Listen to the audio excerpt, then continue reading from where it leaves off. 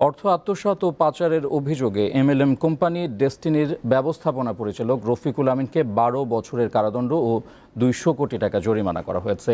এছাড়া ডেস্টিনি গ্রুপের প্রেসিডেন্ট, সাবেক সেনাপ্রধান এম হারুনুর রশিদ সহ অন্য আসামিদের বিভিন্ন মেয়াদে সাজা ও অর্থদণ্ড দেওয়া হয়েছে। ৪৬ জন আসামিকে মোট অর্থদণ্ড করা হয়েছে ২৩০০ কোটি টাকা। ২০১২ সালে ডেস্টিনি মাল্টিপারপাস কোঅপারেটিভ সোসাইটি ও ডেস্টিনি ট্রি প্লান্টেশন লিমিটেডের নামে কলাবাগান থানায় দুটি মামলা দায়ের করে দুদক। এতে ৪,১১৯ কোটি ২৪ লাখ টাকা আত্মসাৎ ও পাচারের অভিযোগ আনা হয়। কোঅপারেটিভ সোসাইটির নামে করা মামলায় ৪৬ জনের বিরুদ্ধে অভিযোগ গঠন করা হয় ২০১৬ সালে। এর মধ্যে ৭ জন রায় ঘোষণার সময় বৃহস্পতিবার ঢাকার বিশেষ জজ আদালত ৪ এর বিচারক শেখ নাজমুল আলমের আদালতে উপস্থিত ছিলেন। বাকিরা পলাতক।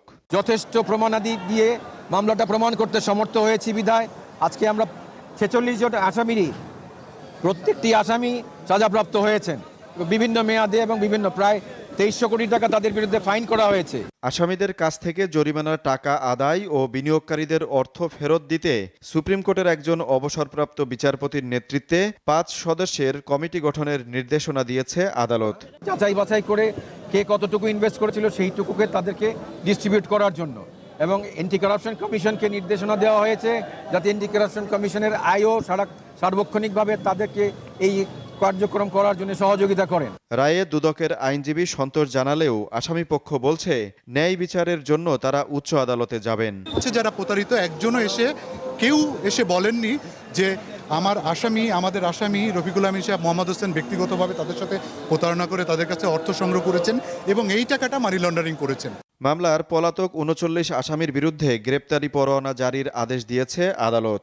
ডেস্টিনি ট্রি প্লান্টেশন লিমিটেডের বিরুদ্ধে করা মামলাটি বর্তমানে সাক্ষ্য গ্রহণ পর্যায়ে রয়েছে। আজিজুল ইসলাম, দীপ্ত সংবাদ, ঢাকা। অর্থ আত্মসাৎ ও পাচারের অভিযোগে এমএলএম কোম্পানি ডেস্টিনির ব্যবস্থাপনা পরিচালক রফিকুল আমিনকে ১২ বছরের কারাদণ্ড ও ২০০ কোটি টাকা জরিমানা করা হয়েছে। এছাড়া ডেস্টিনি গ্রুপের প্রেসিডেন্ট, সাবেক সেনাপ্রধান এম হারুনুর রশিদ সহ অন্য আসামিদের বিভিন্ন মেয়াদে সাজা ও অর্থদণ্ড দেওয়া হয়েছে। ৪৬ জন আসামিকে মোট অর্থদণ্ড করা হয়েছে ২৩০০ কোটি টাকা। ২০১২ সালে ডেস্টিনি মাল্টিপারপাস কোঅপারেটিভ সোসাইটি ও ডেস্টিনি ট্রি প্লান্টেশন লিমিটেডের নামে কলাবাগান থানায় দুটি মামলা দায়ের করে দুদক। এতে ৪,১১৯ কোটি ২৪ লাখ টাকা আত্মসাৎ ও পাচারের অভিযোগ আনা হয়। কোঅপারেটিভ সোসাইটির নামে করা মামলায় ৪৬ জনের বিরুদ্ধে অভিযোগ গঠন করা হয় ২০১৬ সালে। এর মধ্যে ৭ জন রায় ঘোষণার সময় বৃহস্পতিবার ঢাকার বিশেষ জজ আদালত ৪ এর বিচারক শেখ নাজমুল আলমের আদালতে উপস্থিত ছিলেন। বাকিরা পলাতক।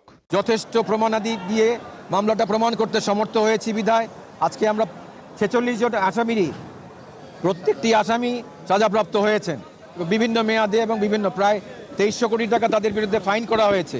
আসামিদের কাছ থেকে জরিমানার টাকা আদায় ও বিনিয়োগকারীদের অর্থ ফেরত দিতে সুপ্রিম কোর্টের একজন অবসরপ্রাপ্ত বিচারপতির নেতৃত্বে ৫ সদস্যের কমিটি গঠনের নির্দেশনা দিয়েছে আদালত।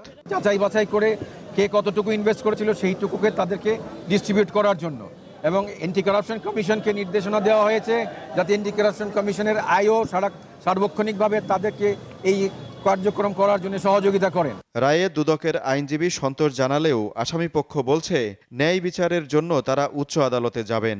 যারা প্রতারিত একজনও কেউ এসে বলেননি যে আমাদের আসামি রফিকুল আমিন সাহেব, মোহাম্মদ হোসেন ব্যক্তিগতভাবে তাদের সাথে প্রতারণা করে তাদের কাছে অর্থ সংগ্রহ করেছেন এবং এই টাকাটা মানি লন্ডারিং করেছেন। মামলার পলাতক ৩৯ আসামির বিরুদ্ধে গ্রেপ্তারি পরোয়ানা জারির আদেশ দিয়েছে আদালত। ডেস্টিনি ট্রি প্লান্টেশন লিমিটেডের বিরুদ্ধে করা মামলাটি বর্তমানে সাক্ষ্য গ্রহণ পর্যায়ে রয়েছে। আজিজুল ইসলাম, দীপ্ত সংবাদ, ঢাকা।